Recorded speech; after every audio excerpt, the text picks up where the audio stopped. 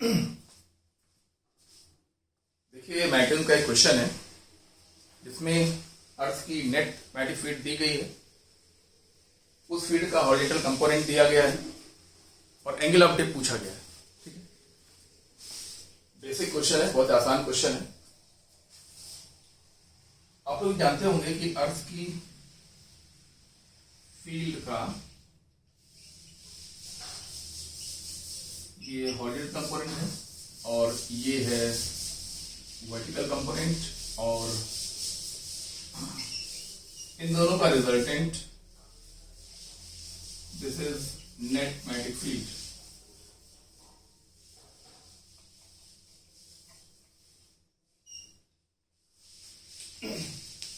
और अर्थ की net field horizontal के साथ जो एंगल बनाती है उसी एंगल को हम कहते हैं एंगल ऑफ डिप, जिसको हम लोग फाई से रिप्रेजेंट करते हैं। हमें यही फाई कैलकुलेट करना है। तो आपको पता चल गया होगा कि क्वेश्चन बहुत ही बेसिक है, आसान क्वेश्चन है। डायग्राम से पता चल रहा है कि cos phi is equal to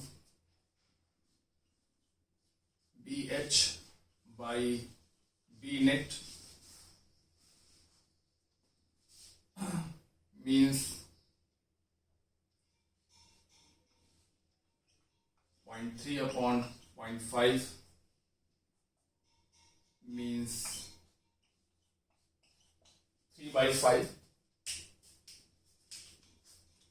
cos phi अगर 3/5 है तो sin phi is equal to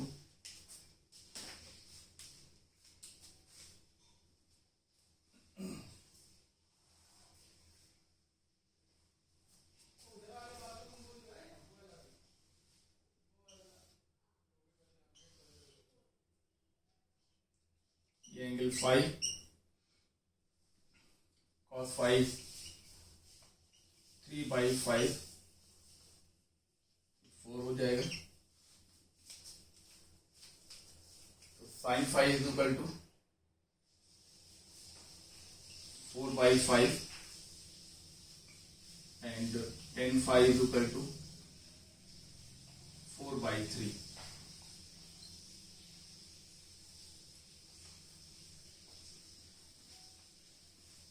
इस क्वेश्चन के तीनों आंसर सही हैं।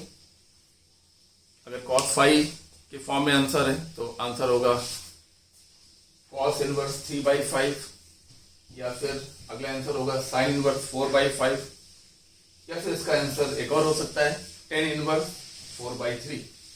तीनों में से कोई भी आंसर हो सकता है, तीनों ही आंसर इसके सही हैं। एक cos इनवर्स के फॉर्म में, एक sin इनवर्स के फॉर्म में और दूसरा tan इनवर्स के फॉर्म में। ठीक है, इस क्वेश्चन को एक बार अपने आप समझें और अपने आप करें। क्वेश्चन में बी नेट दिया गया है, अर्थ का नेट फील्ड दिया हुआ है, उसका हॉरिजॉन्टल कंपोनेंट दिया हुआ है और एंगल ऑफ डिप पूछा गया है। अर्थ की फील्ड में ये BH और ये BV और ये इन दोनों का रिजल्टेंट बी नेट।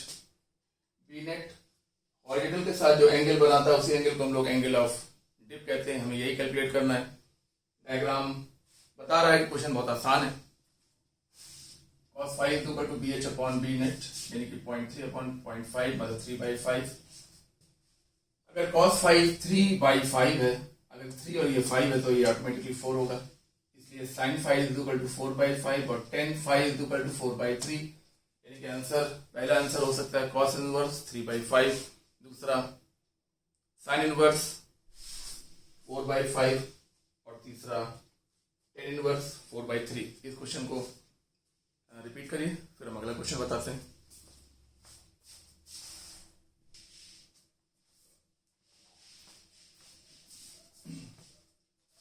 अगला क्वेश्चन टेंजेंट गैल्वेनोमीटर का है।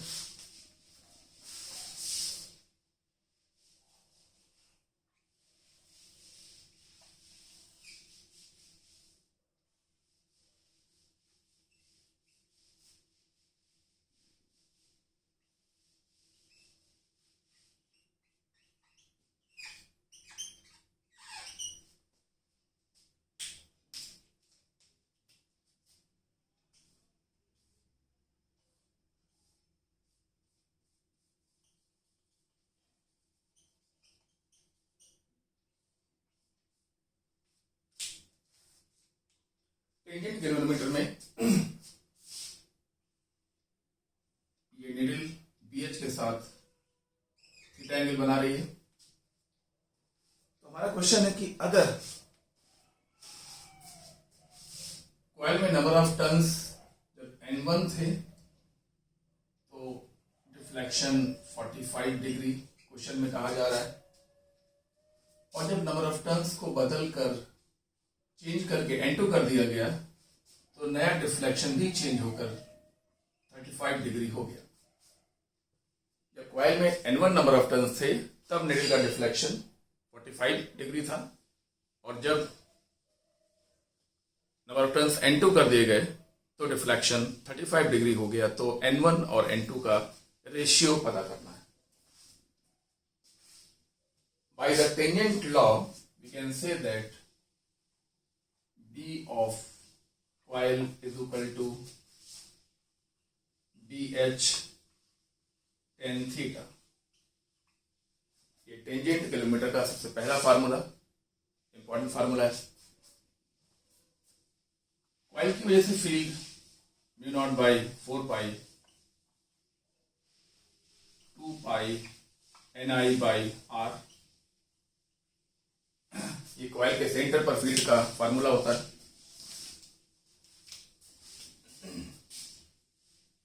Equal to BH tan theta।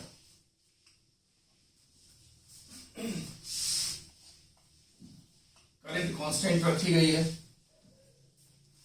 Coil का रेडियस भी कांस्टेंट रखा गया है। तो क्योंकि करंट और radius of the coil constant quantities question के में बताई गई हैं, मतलब n proportional to tan theta, और इसका मतलब ये हुआ कि N1/N2 is equal to tan 45/tan 35।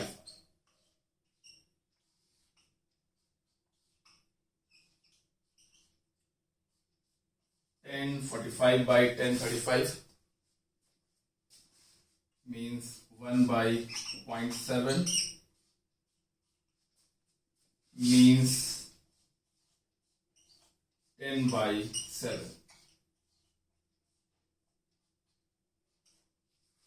N1 और N2 का रेशियो आ गया 10/7। इस क्वेश्चन को भी रिवाइज करो, उसके बाद अगला क्वेश्चन बताते हैं।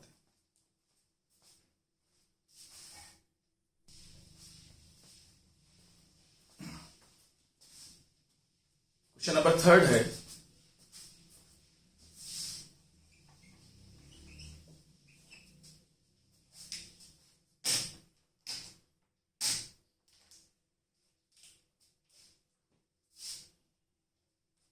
नंबर 3 है कि अगर एक मैग्नेट जिसकी लेंथ L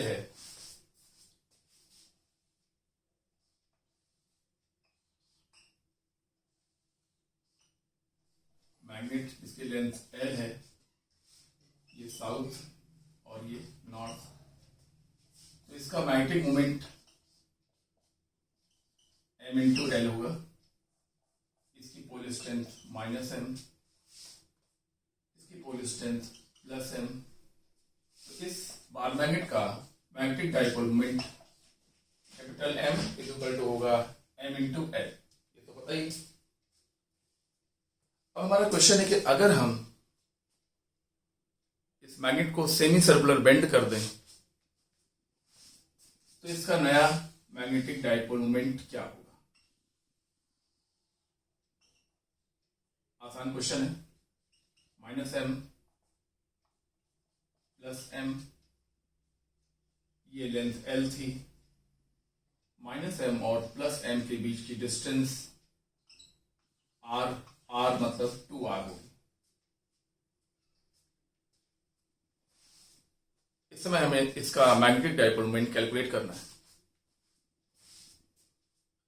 तो कैलकुलेट करने के लिए हमको इस लेंथ की जरूरत पड़ेगी, और ये लेंथ है 2r। पर हमें क्योंकि r पता नहीं है तो पहले हमको r कैलकुलेट कर लेना चाहिए। तो L इज इक्वल टू होगा πr, ये लेंथ कितनी है L है, और यही लेंथ πr भी है। Means R is equal to L upon pi होगा। R इजिली कैलकुलेट हो गया। Now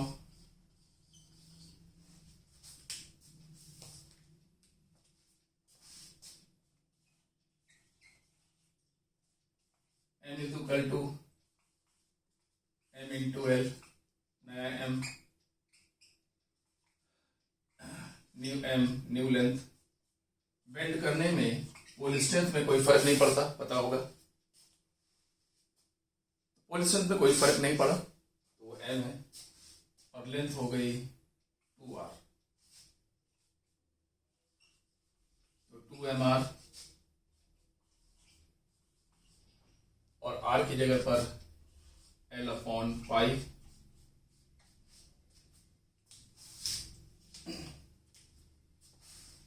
Hence we get the answer 2 by pi ml, और ml means m, मीन्स नया मोमेंट और पुराने मोमेंट में रिलेशन होगा m dash is equal to 2 by pi m। ठीक है, इस क्वेश्चन को रिवाइज करो, उसके बाद अगला क्वेश्चन बताते हैं।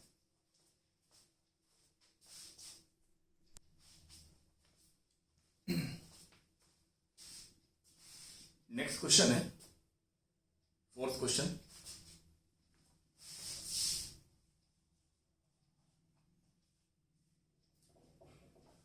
कि एक मैग्नेटिक फील्ड में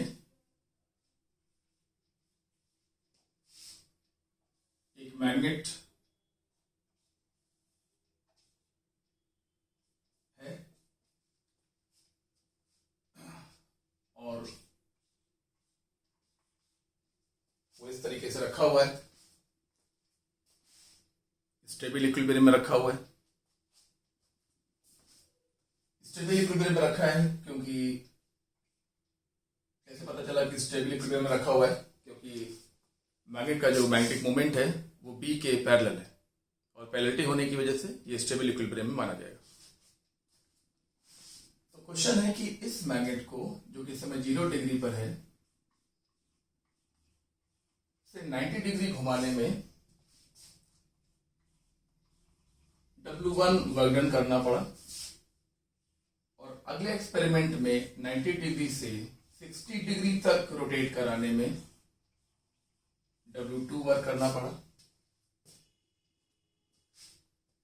साथ ही साथ दिया हुआ है कि पहले प्रोसेस का वर्क डन दूसरे प्रोसेस के वर्क डन का n टाइम्स है, तो n की वैल्यू कैलकुलेट करनी है। W1 n times of W2 है, तो n की वैल्यू को हमें कैलकुलेट करना है। आसान क्वेश्चन है, लेकिन वर्क डन का फॉर्मूला पता होना चाहिए, तब ये आसान क्वेश्चन माना जाएगा। W1 वर्क डन का फॉर्मूला पहले हम यहां बता दें तुम लोगों को। किसी भी डायपोल को रोटेट कराने में वर्क डन का फॉर्मूला होता है mb cos θ1 माइनस cos θ2। ये वर्क डन का फॉर्मूला है।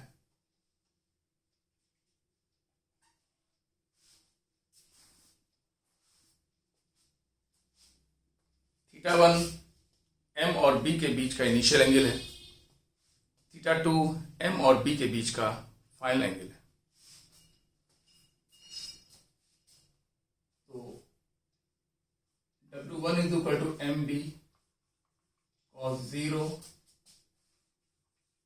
minus cos 90 degree means mb 1 minus 0 means mb, ये W1 है। now W2 mb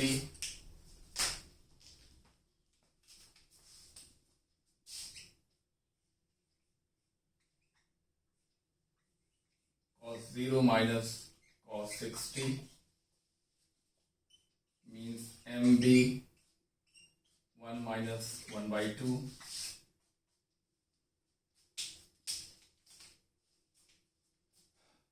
means m by 2.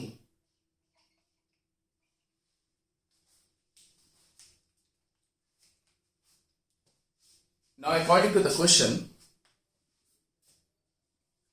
W1 is equal to n times W2 means MB is equal to n times MB by 2. MB से MB cancel and n is equal to 2.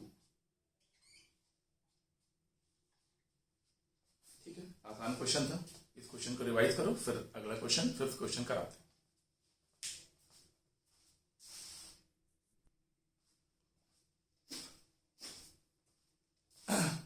Next question है,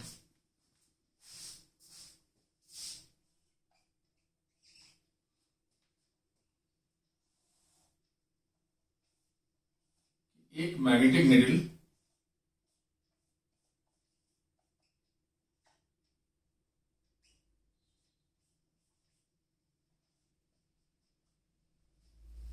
को जब B field में vibrate कराया जाता है, इस magnetic field में जब इसको वाइब्रेट कराया जाता है तो इसकी फ्रीक्वेंसी 30 रेवोल्यूशन पर मिनट बताई गई. तो क्वेश्चन है कि अगर मैग्नेटिक फील्ड को डबल कर दिया जाए तो अब इसका नया टाइम पीरियड क्या होगा. एक तरीके से देखा जाए तो पुराना टाइम पीरियड दिया हुआ है और नया टाइम पीरियड पूछा गया है. ठीक है, किसी मैग्नेटिक फील्ड में किसी निडल के वाइब्रेशन के टाइम पीरियड का जो फॉर्मूला होता है दैट इज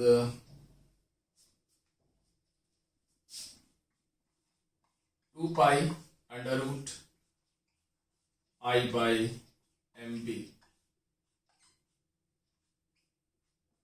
ठीक है, ये देखो निडल है, ये फॉर्मूला होता है. T1 कर लेते हैं, यहाँ पे B1 कर लेते हैं, क्योंकि दो सिचुएशन है.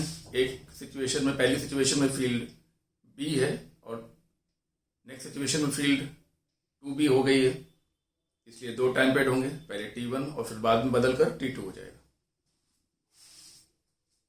सिर्फ फ्रीक्वेंसी को देखिए जरा, 30 बाई 60 रेवोल्यूशन पर सेकेंड, यानी कि 1/2 रेवोल्यूशन पर सेकेंड. इसी को हम लोग हर्ट्ज कहते हैं. सबको पता होगा रेवोल्यूशन पर सेकेंड को हर्ट्ज कहते हैं.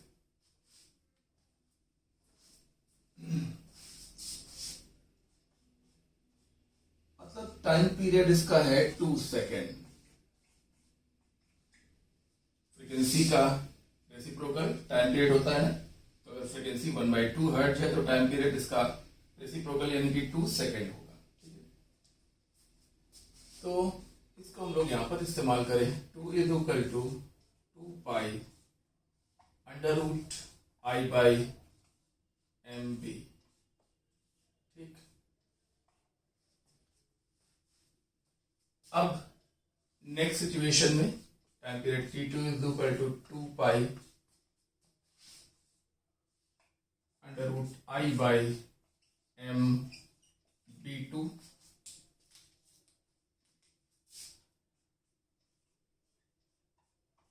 By under root I by m, and B2 is equal to twice of B. So this become 1/√2 times 2 pi under root I by mb, right?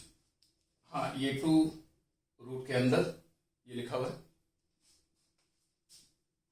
Means 1/√2 times,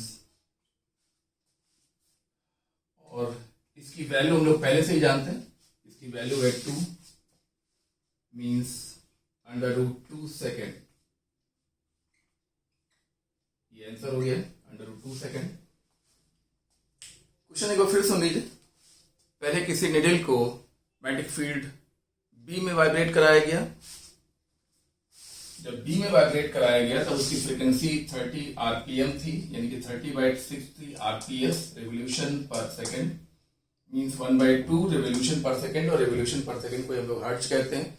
और इसी का उल्टा कर दें तो टाइम पीरियड आ गया 2 सेकेंड। ये पहले वाला टाइम पीरियड है। जब फील्ड को डबल कर दिया गया तो टाइम पीरियड बदल जाएगा। उस नए टाइम पीरियड को हमें कैलकुलेट करना है। तो T2 is equal to 2π√I/m v2, v2 मतलब 2b, ये 2 यहाँ लिखा हुआ है, √2 ये लिखा हुआ है, और इसकी वैल्यू 2 सेकेंड पहले ही कैलकुलेट कर चुके हैं, ये देखिए 2, तो ये बन गया √2 सेकेंड। इसको रिवाइज करो, फिर अगला क्वेश्चन बताते हैं।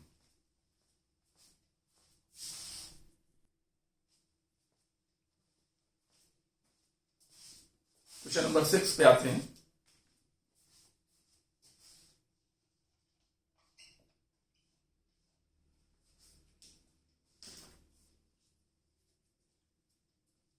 ये क्वेश्चन कन्वर्जन का क्वेश्चन है, जिसमें गैल्वेनोमीटर को अमीटर में कन्वर्ट किया जाता है।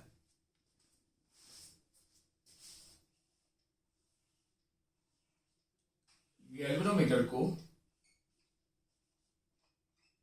अमीटर में बदलने के लिए उसके पैनल में एक लो रेजिस्टेंस शंट लगाते हैं। ये शंट है।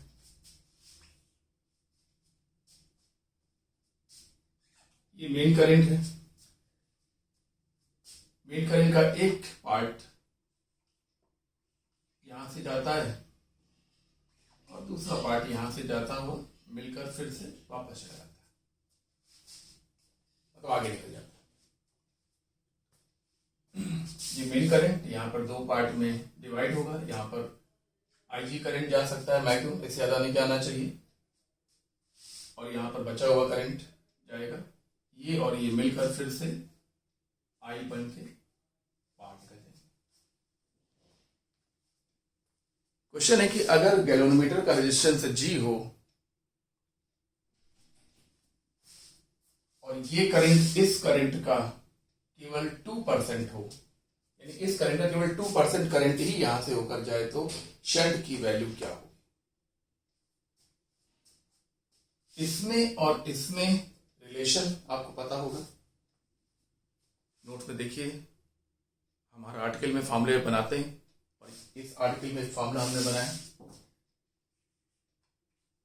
I is equal to S plus G/S IG। इसे कहते हैं मल्टीप्लाइंग फैक्टर। मतलब अगर इसमें इस करंट में S प्लस G/S को मल्टीप्लाई कर दिया जाए तो मेन करंट आ जाती है, और इसीलिए इस फैक्टर को हम लोग कहते हैं मल्टीप्लाइंग फैक्टर। ठीक है। अब अकॉर्डिंग टू द क्वेश्चन,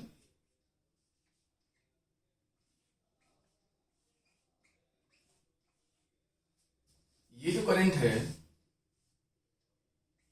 ये 2% ऑफ मेन करंट है, ये according to the question.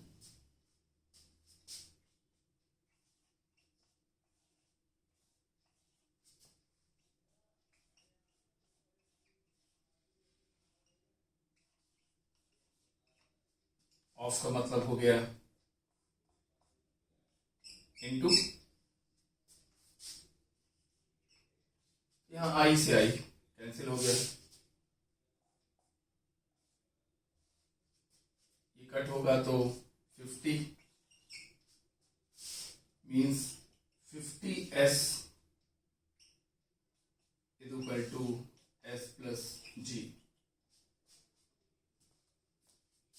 Means 49S is equal to G। S यहां पर शंट रेजिस्टेंस की वैल्यू है और G यहां पर गैल्वेनोमीटर का रेजिस्टेंस है। S is equal to G/49। ठीक है, शंट की वैल्यू G/49 होगी। ये conversion of galvanometer into ammeter का क्वेश्चन है। एक सिंपल क्वेश्चन है, और ऐसे क्वेश्चन नीट में आते हैं। बहुत टफ क्वेश्चन नहीं आते, बहुत आसान भी नहीं आते। ये मीडियम लेवल के क्वेश्चन होते हैं, जिन लोगों को हमारी बुकलेट में दिए गए, हमारे पढ़ाते वक्त दिए गए फॉर्मूले तैयार रहते हैं। उन लोगों के 45 में से 40 क्वेश्चन जरूर बिल्कुल सही हो जाते हैं। 5 क्वेश्चन की बात हम इसलिए नहीं करते क्योंकि इतना टाइम नहीं मिलता कि तुम लोग सारे क्वेश्चन पढ़ पाओ, इसलिए मुझे ये कहना पड़ता है। अगर टाइम मिल पाता तो तुम लोग सारे के सारे क्वेश्चन, लगभग सारे के सारे क्वेश्चन ही सॉल्व कर पाते, लेकिन टाइम कम रहता है। इस वजह से सारे क्वेश्चन तो पढ़ भी नहीं पाते हो। बायोलॉजी करते हो, केमिस्ट्री करते हो, और फिजिक्स में आप 41 क्वेश्चन को रीड कर पाते हैं और उसमें से 35, 36 या 37 क्वेश्चन तक पहुंचा जा सकता है। अगर फॉर्मूले तैयार हैं तो ये वाकई किया जा सकता है। फॉर्मूले जब नहीं पता होते हैं तो फिर फॉर्मूले को याद करने में दिमाग में लाने में टाइम लगता है। जिसके फॉर्मूले रिफ्लेक्स में होते हैं वो जल्दी से फॉर्मूले को रिफ्लेक्स में ले लेता है, तुरंत अप्लाई करके आंसर निकाल लेता है, फिर अगला क्वेश्चन सॉल्व करने लगता है। इसलिए ये बात हमने हमेशा कही कि पूरा डेरिवेशन हम लोग पढ़ते हैं, ये ठीक है, लेकिन डेरिवेशन के बाद जो फार्मूला निकल बन के आता है उस फार्मूले को जरूर तैयार करना चाहिए। फार्मूले की कोई अलग कॉपी मत बनाइए। अलग कॉपी बनाने से वो एक अलग काम शुरू हो जाता है, बुकलेट अलग हो जाती है, कॉपी अलग हो जाती है। बल्कि तुम्हें ये करना चाहिए कि बुकलेट में ही जो फॉर्मूले बन के आए हैं, पहले डेरिवेशन चलता है, उसके बाद फॉर्मूला बन के आता है, तो उसी बुकलेट में फॉर्मूले को बोर्ड मार्कर से हाईलाइट कर दो।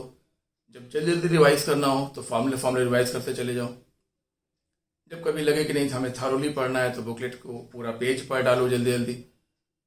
जहाँ पे कठिनाई लगती है वहाँ पूरा पेज पढ़ लो, जहाँ पर लगता नहीं ये तो हमको आता है, आसान है, वहाँ पे फॉर्मूला देखो और डेली क्वेश्चन लगाओ। जो लोग डेली 10 क्वेश्चन 15 क्वेश्चन लगाते चले जा रहे होंगे, कोई क्वेश्चन नहीं आता है तो बुक के पीछे सोल्यूशन दिया होता है उसको देखो। जो लोग डेली 10-15 क्वेश्चन लगा रहे हैं उनका पेपर डेफिनेटली अच्छा होगा। जो लोग एक दिन छोड़ के भी लगा रहे हैं उनका भी काम चल जाएगा। लेकिन जो लोग 2 डेज 3 डेज 4 डेज 3 4 5 दिन तक भी क्वेश्चन नहीं लगाते, केवल थ्योरी की चीज़ों को पढ़ते रहते हैं, तो ऐसे में एग्ज़ाम में बहुत ज़्यादा क्वेश्चन सॉल्व नहीं हो पाते हैं क्योंकि प्रैक्टिस नहीं होती। जब तुम लोग क्वेश्चन लगाते हो तो तुमको फॉर्मूले ध्यान करने पड़ते हैं, इसी बहाने तुमको फॉर्मूला याद हो जाता है और इसलिए तुम्हारे एग्जाम में ज़्यादा क्वेश्चन सॉल्व होने के चांस बढ़ जाते हैं। इसलिए फॉर्मूले जरूर तैयार करो। ये क्वेश्चन तैयार कर लो, फिर हम अगला क्वेश्चन बताते हैं।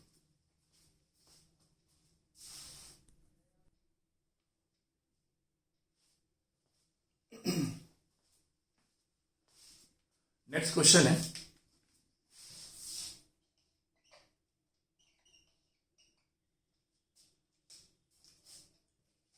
एक गैल्वेनोमीटर में 25 डिविजन्स हैं।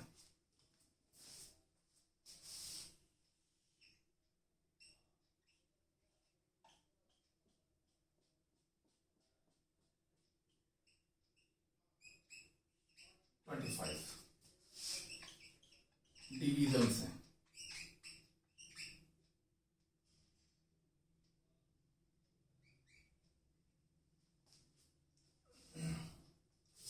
और गैल्वेनोमीटर का रेजिस्टेंस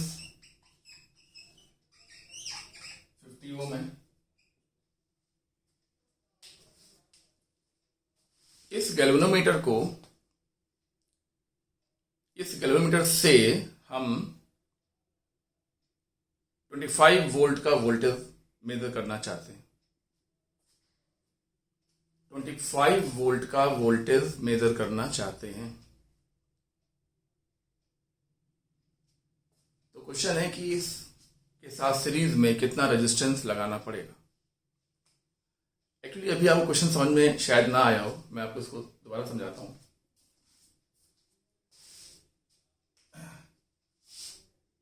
एक गैल्वेनोमीटर में 25 डिविजन्स हैं।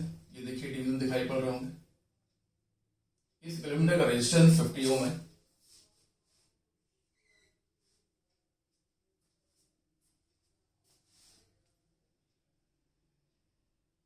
पहले हम ये देखें कि ये गैल्वेनोमीटर कितना वोल्टेज मेजर करने की कैपेसिटी रखता है, कितना वोल्टेज ये मेजर कर सकता है। फिर अब आगे कुछ सोचते हैं, ठीक है। एक और बात क्वेश्चन में दी हुई है, जब इस गैल्वेनोमीटर में जब इस गैल्वेनोमीटर में 4 इंटू 10⁻⁻4 एम्पियर की करंट फ्लो होती है, तो ये केवल 1 डिवीजन डिफ्लेक्ट होता है। यानी इसका जो पॉइंटर है वो सिर्फ 1 डिवीजन पे आता है तब जब, हाँ ये इसका पॉइंटर है, इसका पॉइंटर 1 डिवीजन पे तब आता है जब 4 इंटू 10⁻⁻4 एम्पियर की करंट इससे पास होती है। तो पहले तो हम ये निकालें कि इसका पॉइंटर ऐसे यहां से यहां पर कब आएगा, इसका पॉइंटर 25 पे कब आएगा, कब आएगा 25 पे आने के लिए मतलब 25 डिवीजन डिफ्लेक्ट होना पड़ेगा। तो इतने एम्पियर से केवल 1 डिवीजन डिफ्लेक्ट होता है। 1 डिवीजन का डिफ्लेक्शन कितने एम्पियर करंट से होता है, तो बताओ 25 डिवीजन का डिफ्लेक्शन कितने एम्पियर से होगा, तो इंटू 25 यानी कि 10⁻⁻2 एम्पियर करंट से होगा। 25 डिवीजन का डिफ्लेक्शन कराने के लिए 10⁻⁻2 एम्पियर की करंट फ्लो होनी चाहिए। तो क्योंकि ये फुल स्केल डिफ्लेक्शन है इसलिए इसको हम लोग कहेंगे फुल स्केल डिफ्लेक्शन के लिए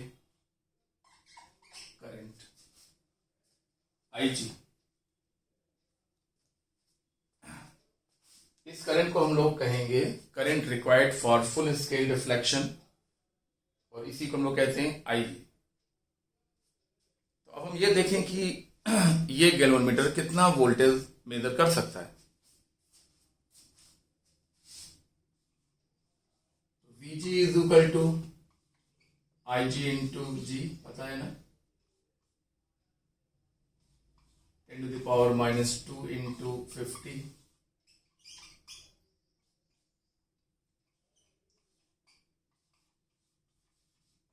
यानी कि 0.5 वोल्ट ओनली। मतलब ये गैल्वेनोमीटर सिर्फ 0.5 वोल्ट का वोल्टेज मेजर कर सकता है और हम इससे 25 वोल्ट का वोल्टेज मेजर करना चाहते हैं, ये तो नहीं कर पाएगा। कैसे कर पाएगा, जब ये केवल 0.5 वोल्ट का वोल्टेज नाप सकता है तो ये 25 वोल्ट का वोल्टेज कैसे मेजर करेगा, नहीं कर पाएगा। इसका मतलब है कि हमें इस गैल्वेनोमीटर में कुछ परिवर्तन यानी कुछ चेंज करना पड़ेगा और उसी चेंज को हम कहते हैं conversion of galvanometer into voltmeter.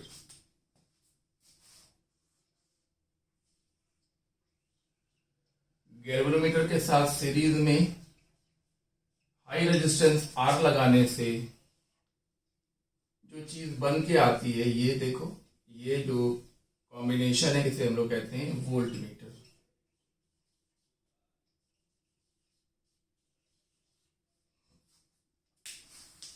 ठीक है, तो R की वैल्यू कैसे निकलती है, R इज इक्वल टू होता है V upon IG minus G।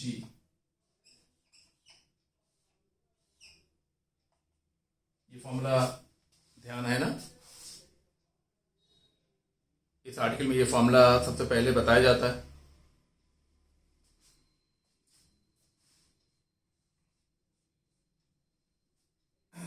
ये वो वोल्टेज है जो हम नापना चाहते हैं, यानी कि 25। IG की वैल्यू है 10⁻⁻2 और G की वैल्यू है 50 ओम। ये रिजल्ट आया।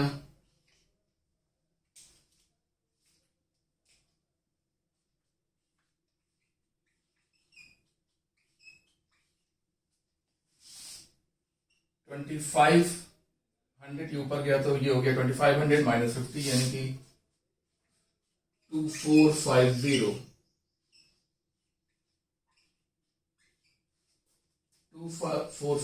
ओम। आसान है, लेकिन इस क्वेश्चन से तुमको काफी कुछ सीखने को जरूर मिलता है।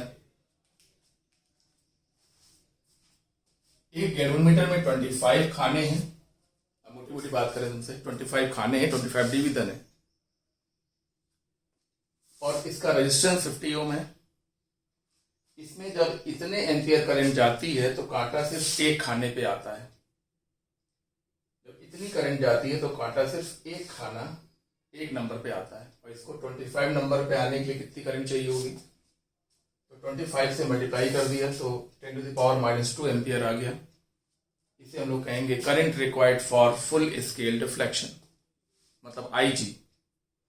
जब हमको IG मालूम पड़ गया तो VG is equal to IG into G, यानी कि 0.5 वोल्ट।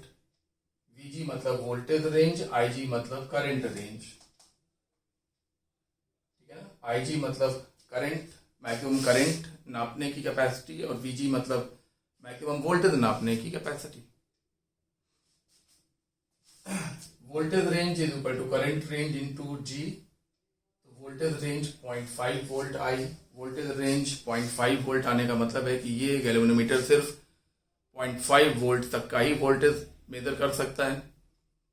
इससे ज्यादा का वोल्टेज अगर तुम इससे मेजर करने की कोशिश करोगे तो ये डैमेज हो जाएगा, खराब हो जाएगा। आज हम इससे 25 वोल्ट का वोल्टेज मेजर करना चाहते हैं, तो ये तो नहीं मेजर कर पाएगा, तो हमें इसको वोल्ट मीटर में बदलना पड़ेगा। इसको वोल्ट मीटर में बदलने के लिए हम इस गैल्वेनोमीटर के साथ सीरीज में एक हाई रेजिस्टेंस शंट लगाएंगे। इन्हीं दोनों के सीरीज कॉम्बिनेशन को हम लोग वोल्ट मीटर कहते हैं। आर कैलकुलेट करने का फॉर्मूला होता है R is equal to V upon IG minus G। ये वो वोल्टेज है जो हम मेजर करना चाहते हैं। ये गैल्वेनोमीटर की करंट रेंज है और ये गैल्वेनोमीटर का रेजिस्टेंस है। हम कितना वोल्टेज मेजर करना चाहते हैं? 25 वोल्ट। IG की वैल्यू कितनी है? 10⁻⁻² एम्पियर, माइनस गैल्वेनोमीटर का रेजिस्टेंस कितना है? 50। ये ऊपर गया तो 2500, देन माइनस 50 मीन्स 2450 ओम। ठीक है, ये क्वेश्चन कैलकुलेट करिए, फिर अगले सेशन में कुछ दूसरे क्वेश्चन बताएंगे। अब तुम लोग ये सोच रहे हो कि ये क्वेश्चंस जो हम बताते जा रहे हैं ये तुम्हें क्वेश्चन कहाँ मिलेंगे? तो ये सारे क्वेश्चंस हम ग्रुप में डाल देते हैं। न्यूज स्पीड के 9 ग्रुप्स हैं। इस समय 9th ग्रुप में हम लोग स्टूडेंट्स को ऐड कर रहे हैं। इसके पहले के जो 8 ग्रुप्स हैं वो पूरी तरह से फिल हो चुके हैं। जो स्टूडेंट जिस ग्रुप में है वो अपना ग्रुप में जाए और उसको ये सारे क्वेश्चंस वहां पर मिलेंगे। ये क्वेश्चंस क्योंकि मैग्नेटिज्म के हैं, इसलिए तुम जब ग्रुप में जाके देखोगे तो लिखा होगा मैग्नेटिज्म लिखा होगा और पार्ट 1 लिखा होगा। मैग्नेटिज्म पार्ट 1 देखना, ये क्वेश्चन तुम्हें मैग्नेटिज्म पार्ट 1 में मिलेंगे। इस तरीके से हम रोज ऐसे ही क्वेश्चन बताया करेंगे। क्वेश्चन तुम्हें ग्रुप में देखने को मिल जाएंगे, तुम क्वेश्चन ग्रुप में देख लेना, और सोल्यूशन तुम्हें हम अपने YouTube चैनल पे बताते ही हैं, वो बताते जाएंगे। जिस समय हम क्वेश्चन बता रहे होते हैं तो हम क्वेश्चन का जो डेटा है कि क्या क्या दिया है और क्या क्या पूछा गया है वो यहाँ पर हम पहले ही बता देते हैं, और फिर उसके बाद ही उसका हम सोल्यूशन तैयार करते हैं। तो क्वेश्चन तुम लोग कहाँ से देखोगे? अपने ग्रुप से देखोगे। न्यूज स्पीड के ग्रुप में ऐड हो ही गए होंगे। जो लोग न्यूज स्पीड के ग्रुप में ऐड नहीं हैं वो हमको हमारे नंबर पे लिख कर कुछ भेजें, कोई मैसेज भेजें, तो हम उनको ग्रुप में ऐड कर लेंगे। तो खाली आपको इतना लिखना है, मेरे नंबर पे इतना लिखना है कि ग्रुप में ऐड कर लीजिए। तो जब मेरे पास ये रिक्वेस्ट आ जाएगी तभी आपको हम ग्रुप में ऐड कर पाएंगे, क्योंकि आपका नाम फ़ोन नंबर मेरे पास सेव तो है नहीं। जब आप हमको हमारे व्हाट्सएप नंबर पे रिक्वेस्ट करोगे कि ऐड कर लीजिए तो हम फिर लिंक भेज देंगे, उससे तुम ग्रुप में आ जाओगे। इस समय जो भी रिक्वेस्ट आएंगी वो सब 9th ग्रुप में ऐड होंगे। इसके पहले जो रिक्वेस्ट आई थी वो सब 1 to 8th में